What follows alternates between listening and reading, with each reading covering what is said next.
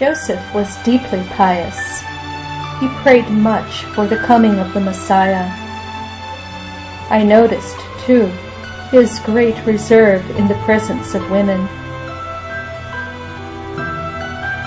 Shortly before his call to Jerusalem for his espousals with Mary, he entertained the idea of fitting up a more secluded oratory in his dwelling.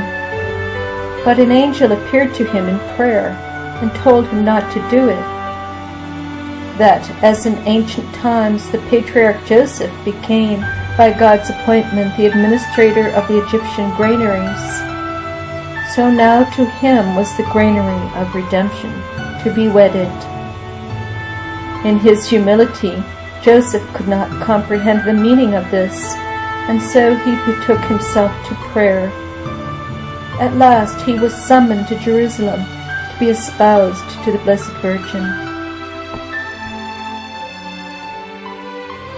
There were 7 other virgins who were with Mary to be dismissed from the temple and given in marriage. On this account, Saint Anne went to Jerusalem to be with Mary, who grieved at the thought of leaving the temple, but she was told that she must be married. All the unmarried men in the country of the house of David were summoned to the temple. Many of them made their appearance in holiday attire, and Mary was conducted to their presence. Mary wept. She wished not to take a husband. Then the high priest gave to each of the suitors a branch which was to be held in the hand during the offering of prayer and sacrifice. After that, all the branches were laid in the Holy of Holies, with the understanding that he whose branch should blossom was to be Mary's husband.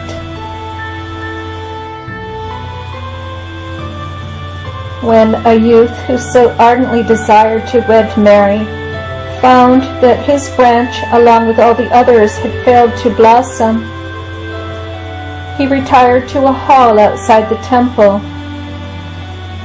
and with arms raised up to God wept bitterly. The other suitors left the temple. I saw the priests after this hunting through different rolls of writing in their search for another descendant of the house of David, one that had not presented himself among the suitors for Mary's hand. And there they found that among the 6 brothers of Bethlehem, one was unknown and ignored. They sought him out, and soon discovered Joseph's retreat 6 miles from Jerusalem, near Samaria. It was a small place on a little river. There Joseph dwelt alone in a humble house near the water, and carried on the trade of a carpenter under a master. He was told to go up to the temple. He went accordingly, arrayed in his best.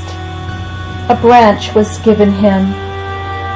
As he was about to lay it upon the altar, it blossomed on top into a white flower like a lily.